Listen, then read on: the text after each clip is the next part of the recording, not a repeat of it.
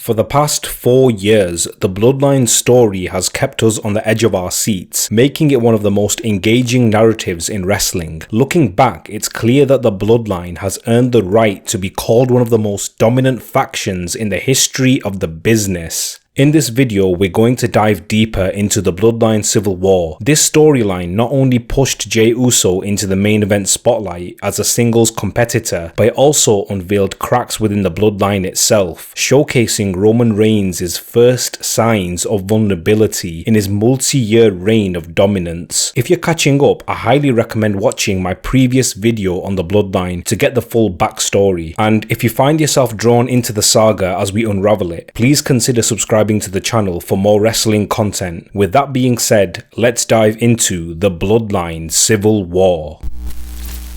The Bloodline has dominated the WWE from the minute they came on our screens, and nobody has come close to breaking them apart from Sami Zayn. When he defended Kevin Owens at the Royal Rumble, his fate was sealed, and the Bloodline had no choice but to take him out. Surprisingly, Jey Uso wasn't always his biggest fan, and was left with a dilemma after forming a bond with Zayn over the last few months. Seeing his friend have his ass handed to him by his own blood didn't sit well, so he distanced himself to figure things out. Sami saw the opportunity to get Jimmy on board, confronting him after the Elimination Chamber, and explained that despite being the only one who saw value in him, he took him out without any hesitation at the Royal Rumble. Jimmy felt Zayn had betrayed his family, and he had no other choice after he hit Roman with the steel chair. Jey then appeared from the crowd, diverting Sami's attention, and again without any hesitation, Jimmy laid him out and called his brother to the ring, which gave Zayn a chance to recover and hit a hell of a kick, with Jey refusing to get involved. In a backstage segment, Roman gave Jimmy a 1-week deadline to bring his brother home and to handle the Sami problem. The following week on Raw, Zayn beat Jimmy with his brother watching. It was time for him to make his decision. He walked past his brother to hug Sami at ringside. Out of nowhere, he super kicked Sami's teeth down his throat and beat the holy hell out of him, whilst explaining he was always going to choose his family. The Bloodline continued the assault, with Cody Rhodes rushing to the ring to make the save. He'd just won the Royal Rumble and was in line for Roman, so he had the collapse of the Bloodline on his radar.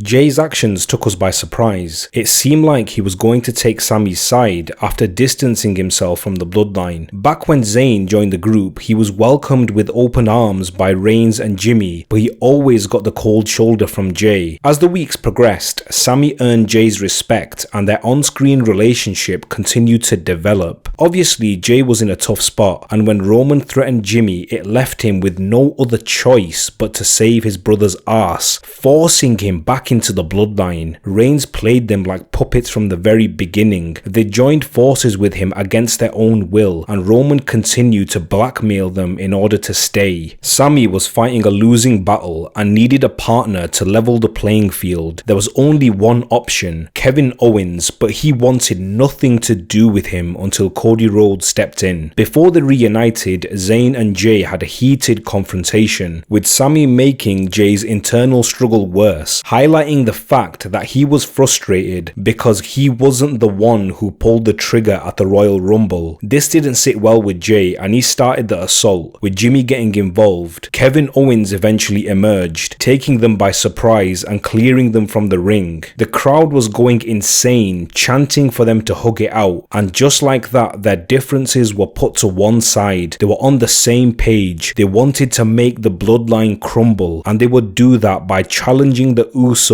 for the Undisputed tag titles at WrestleMania. At the show, the Usos entered first, followed by Sami Zayn and Kevin Owens, who was headlining WrestleMania Night 1 for a second consecutive year after facing off with Stone Cold Steve Austin the previous year. The bell rang and Sami stood across the ring with Jimmy, but it didn't feel right, so Jey stepped in and the match was underway. The Usos meant business, using all of their years of experience to capitalize on every mistake. They beat the crap out of Sami, with Jey diving out of the ring to take him down. Owens had had been a complete non-factor, but that was about to change, with Sami coming alive and clearing the ring, tagging in Owens, who made the climb to the top rope and hit a swanton into the Usos at ringside, and then 2 frog splashes with the second leading to a near fall. Towards the end of the match, the Usos targeted Sami with a series of double super kicks, but he refused to quit and even kicked out of the 1D, shocking the crowd and the Usos. Nobody had ever kicked out of the 1D. This pissed off Jey, who hit a hell of a kick, leaving Zayn lifeless in his arms, but Sami fought back, creating an opening to tag Owens. The pair hit their finishing moves but still couldn't put the Usos away, with both teams finding themselves face to face in the ring and the crowd giving them a standing ovation, and the brawl continued with Owens being outnumbered and on the receiving end of a double Uso splash, but yet again a near fall. With one last tag, Sami set up his final move, hitting Jey with 2 successive helluva kicks. Jimmy tried to make the save but was met with a stunner. Finally, Sami ran to the corner and stopped for a moment to take it all in. This moment symbolized the beginning of the end for the Bloodline. He delivered one last helluva kick and made the cover to end the Usos tag title reign at 622 days. After WrestleMania, Cody became involved in a program with Brock Lesnar, allowing Roman Reigns to take a brief hiatus. During his absence, the Usos were shown the cold shoulder following their loss to Sami Zayn and Kevin Owens. In an effort to redeem themselves, they challenged for a WrestleMania rematch, but stupidly dedicated the match to Roman Reigns. Despite having control throughout the match, they couldn't produce the goods, and Jimmy was on the receiving end of a stunner, sending him into the ropes for a helluva kick and then the 3 count. A couple of weeks later, Roman Reigns made his return to SmackDown to pass judgment on the failure of the Usos. Despite all of their success, including being the longest reigning tag team champions of all time, it didn't matter to Reigns, who was only interested in results. After ripping into the brothers, he demanded an apology, which wouldn't come easy, leading to a tense confrontation between Jimmy and Reigns. When Jimmy was going to retaliate, his brother stepped in to apologize and plead his case for a final opportunity to challenge for the tag titles. Reigns informed the Usos that the tag titles would come back to the Bloodline, allowing Heyman to announce the plan of action. The Usos' dreams were crushed when it was announced that Sami Zayn and Kevin Owens would challenge Solo Sikoa and Roman Reigns for the Undisputed Tag Team Championships at Night of Champions. To rub salt in the wound, Roman dedicated the match to, in his opinion, the greatest tag team of all time, the Wild Samoans. It was confirmed the Usos had been relegated to the bottom of the barrel.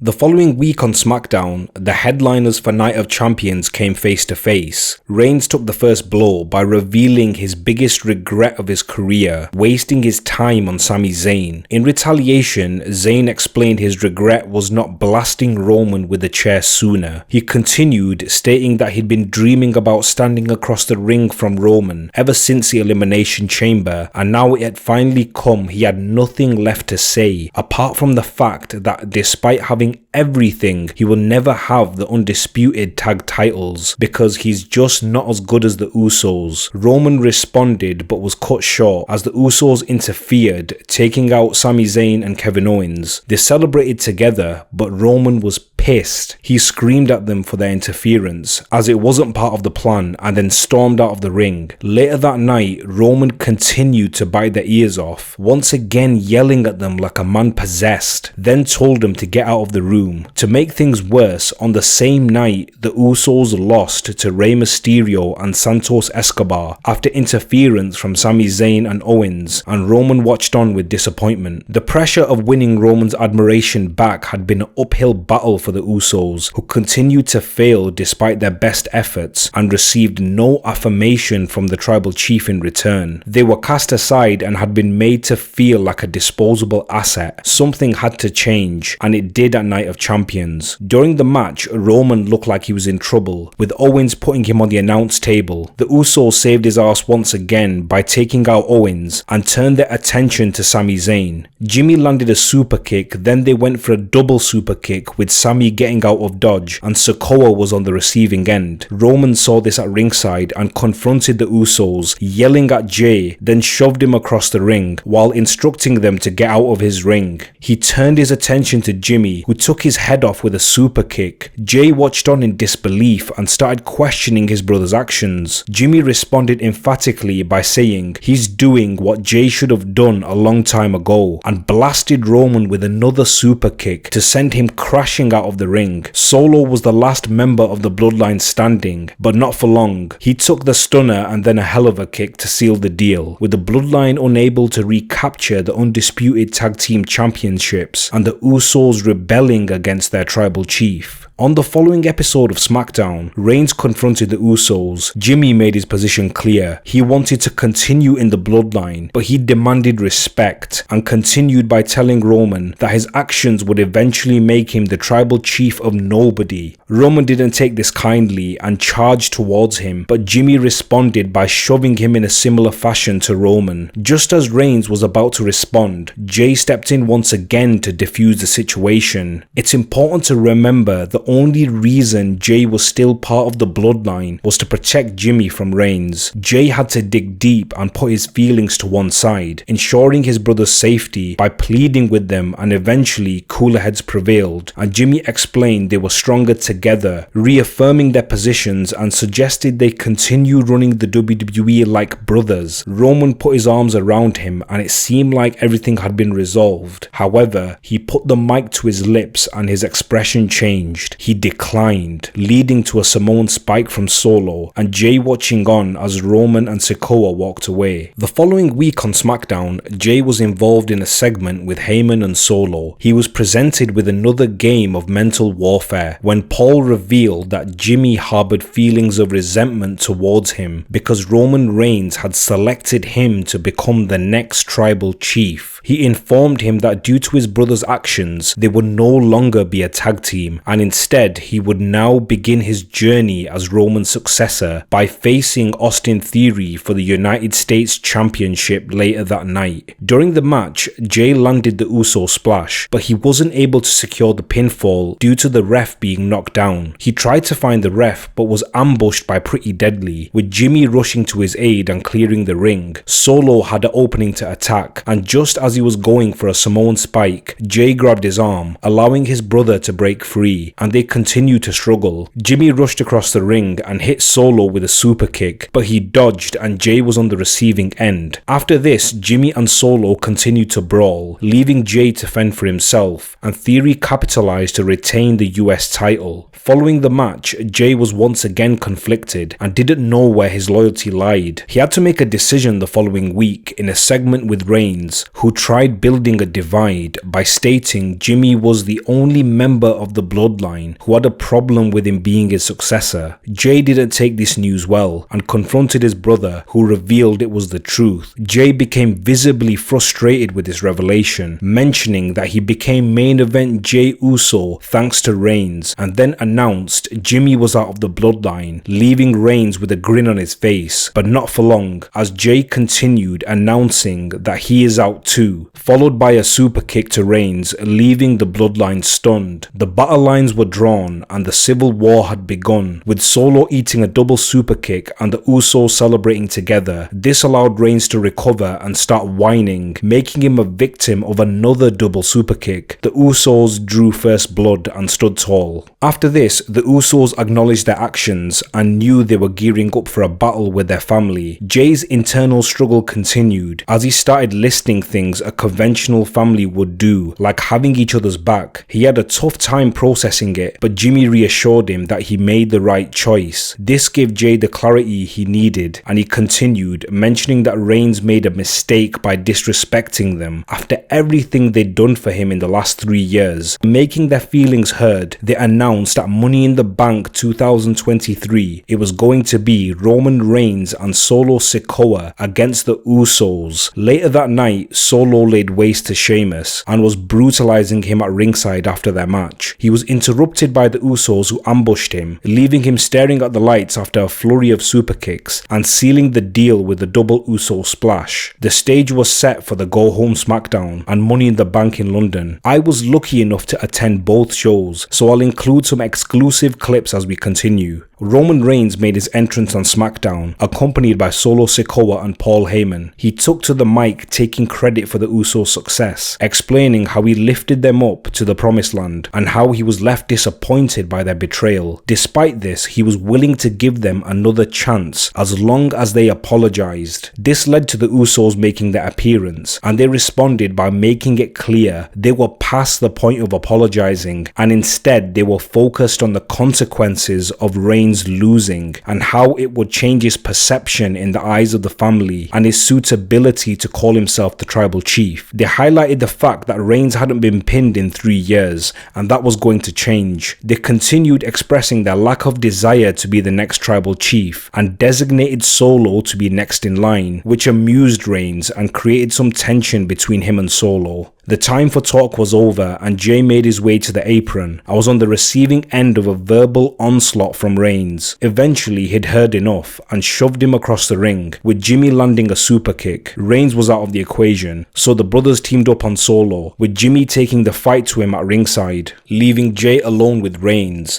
he threw him to the mat and delivered a ground and pound, with security coming in and eating a bunch of super kicks. This gave Roman time to recover and land a Superman punch. It was absolute chaos, with things getting out of control at ringside. Eventually, Jey recovered and dived over the top ropes, taking out everybody at ringside. The show went off the air, but in the arena, the Usos came out on top, with the Bloodline retreating. At Money in the Bank, the Usos made their way to the ring first, with the arena erupting and singing along to their music. The Usos had the major advantage, giving them a massive confidence boost going into the match. Roman's music hit, and out he came with Heyman and Sikoa. They made their way to the ring, surrounded by fans putting their wands to the sky. The tension was building and Roman took his time as he prepared to go to war with his family. Eventually, both teams stood face to face, with the Usos feeling confident, throwing their wands to the sky, and before we knew it, the bell rang and the match was underway, with the Usos establishing dominance early on, showing all their years of experience as the most successful tag team in the history of the company. Forcing Roman to regroup with Heyman at ringside, he reminded him what was at stake and put a dent in his pride by asking him if he wanted his son sitting at Jey's table. This lit a fire under his arse and he stormed into the ring. He stood across the ring from Jey and brought a tribal arse whooping like you wouldn't believe, taking him to the corner and letting off a barrage of punches before being stopped by the ref. Eventually, Jey recovered, but he couldn't get momentum, with Reigns taking control again and slowing the pace. Eventually, Solo did the same to Jimmy, with the brothers struggling to get into the match. Jimmy tried to recover, but Solo and Reigns had his number, telegraphing every move. Eventually, Reigns went for a Superman punch, but Jimmy dodged, hitting a clothesline, sending him crashing into the ringside area. Both men recovered to make a tag, with Jey bringing the fight to Solo and gaining momentum with an all-out attack. Sikoa snuck in a tag to Reigns, which Jey noticed and capitalized, sending them crashing to the mat. He took out Solo with a dive and tried to do the same to Reigns, but ate a Superman punch, which was followed up by another, and then Reigns took his time to deliver a spear, giving Jimmy an opening to make a tag, and the Usos landed a double spear and then the cover with Solo breaking the pinfall. All four men lay flat in the ring and eventually made it back to their feet. With the crowd erupting and momentum building, they started trading blows. Solo and Jey took the fight to ringside, with Reigns landing a Superman punch to Jimmy for a near fall. He needed something big, so he went for a spear but ran into a super kick, which was followed up by a second, and then he attempted the Uso splash, with Reigns countering into a guillotine. This was a move Jimmy had fallen victim to in the past, but this time it was different and Jimmy fought through, bringing Roman back to his feet and into the ring post, but Roman recovered and locked in the guillotine again. This time Jey emerged, making the tag, but was taken out along with the referee. This caused a distraction and the Usos landed a super kick, followed by a 1D, but nobody was home for the pinfall. The brothers decided to keep the pressure on with a double Uso splash and made the climb, but Solo interfered in taking out Jimmy, allowing them to take control and land a double Uranagi. Solo followed this up with a Samoan spike to Jimmy. This left Jey all alone as he fell victim to a Samoan spike and a spear at the same time. Conveniently, the referee made it back to his feet. Roman went for the double pin, with the brothers kicking out at 2, and the crowd erupted, leaving Roman in disbelief. Solo was pissed, laying Jimmy on the announce table and going for a Samoan splash, but this was countered, sending Sikoa crashing to the mat. Roman was left alone and walked himself into a super kick, sending him bouncing off the ropes to land a Superman punch, and Jey responded with another, and finally Roman hit the spear to make the cover for yet another near fall. Roman watched on again in disbelief. He'd given him his best shots, but Jey wouldn't quit. The Usos found themselves in the ring stalking Reigns, landing a double super kick, with Sikoa making his way to the ropes, but meeting a similar fate, taking him out of the match. The Usos turned their attention back to Reigns, and once again took his head off. Jey decided to seal the deal, making the climb to the top rope and landing the Uso splash before hooking the leg, and just like that, after 3 years, Roman Reigns had been pinned by none other than main event Jey Uso. They hugged in the middle of the ring, with Roman seething at ringside. Roman had officially shown a vulnerability for the first time in his reign as the tribal chief. Nothing was ever going to be the same again, with the Usos coming out on top. After the cameras went off the air, Roman and Sikoa made their way backstage, leaving the Usos in the ring to celebrate and take in one of the biggest moments in their career. They made their way to the top of the stage where I was sitting. This was one of the most crucial chapters of the Bloodline story, and it laid the foundations for the future. Following the big win at Money in the Bank, the spotlight was placed on Jey Uso, becoming the first superstar to successfully pin Roman Reigns in 3 years. On the following episode of SmackDown, the Uso celebrations were cut short by Roman Reigns and Solo Sikoa. They brutally attacked the brothers and forced Jey to watch. He tried to break free but was taken out by a Samoan spike, and then Solo placed Jimmy on the announce table to do what he couldn't at Money in the Bank, landing the Samoan splash and taking Jimmy out of action. This left Jey to fend for himself in the weeks that followed, but this wasn't going to be an easy task, as all of Roman's opponents fell victim to his biggest advantage, the numbers game. Later that night, Jey decided to level the playing field by ambushing Solo and sending him into the ring post. This gave him an opportunity to come face to face with Reigns, entering the ring with a steel chair and swinging for the fences. He managed to land a big blow, with Solo interfering to snatch it away, but this set him up for a super kick and a well-deserved ass kicking with the steel chair. This distraction allowed Roman to get out of dodge, but Jey made his intentions clear, picking up the Undisputed Championship and issuing a challenge for SummerSlam with the title on the line. The match would be made official following a contract signing, but Jey wasn't in the mood for paperwork and tore it to shreds. Instead, he opted to declare tribal combat. This elevated the match to new heights, as not only the championship was on the line, it became a battle for honor, respect and leadership, with the winner leaving SummerSlam with the title of tribal chief. Roman accepted and attempted to leave the ring, but Solo wasn't satisfied, going for a Samoan spike, which was interrupted by Reigns, leaving him open to a super kick. The segment came to a close with both men locked in a stare down and Roman walking away. The following week on SmackDown, Roman watched on at ringside as Solo was handing out a beating to Jey. He attempted a Samoan spike, but he was countered into a super kick, prompting Reigns to rush into the ring, resulting in him being planted with a spear. It was time for an Uso splash. However, Solo came to the rescue again, throwing him off the top rope. This paved the way for a double Samoan spike and spear, which left Jey battered in the middle of the ring. The numbers game was in full effect, and it became clear that Jey had an uphill battle to come out on top at SummerSlam. At the go-home show, Jey made his message clear by beating Solo. After the match, Solo aimed to complete his assignment by softening him up. He attacked Jey, taking him to ringside and headed for a steel chair. This backfired because it bounced off his skull after a super kick. This was used to beat the crap out of him, with Jey standing tall, heading into one of the biggest matches of his career. At SummerSlam, both men came face to face, with Roman making an emphatic statement, telling him if he lost, he would bestow him the Ulafala himself. This reinforced the importance of the match, with the championship and the tribal chiefdom on the line. The match was underway with both men locking horns and Roman establishing dominance early on. Jey regrouped and tried to gain momentum, but was shut down and mocked as Reigns took control once again. Eventually, Jey recovered, sending him into the ringside area and diving through the ropes. He followed up by sending him into the steel steps and proceeded to set up a table at ringside, giving Reigns a chance to recover and get himself back into the match. The crowd showed their support for Jey, but this didn't sit well with Roman, who was under immense pressure. After everything he had done, his position was called into question once again, and he wasn't getting the recognition he deserved. This only made his internal struggle worse as he took out his frustrations on Jey. He showed his experience by countering any move that came his way, introducing a kendo stick and beating the hell out of him. He took a second to take it all in and set up a Superman punch, but was countered with the kendo stick. Reigns then became a human piñata and was sent to the ringside area and on the receiving end of a dive over the top rope. Once again, he tried to build momentum, sending him back into the ring and attempting an Uso splash, which was countered into a Superman punch, resulting in a near fall. Reigns knew he had to dig deep, going for the spear, but was countered and eventually hit with a super kick and Uso splash, resulting in another near fall. Both men had hit their finishers, but the match was far from over. Jey started to think outside the box, introducing a steel chair. Initially, he laid into him and decided to fill the ring with more. He went for a suplex off the top rope, but was countered, with Reigns planting him into the mountain of chairs that led to another near fall. The battle continued with the table at ringside being brought back into the equation. Both men had a back and forth, and Reigns was put through with a Samoan drop.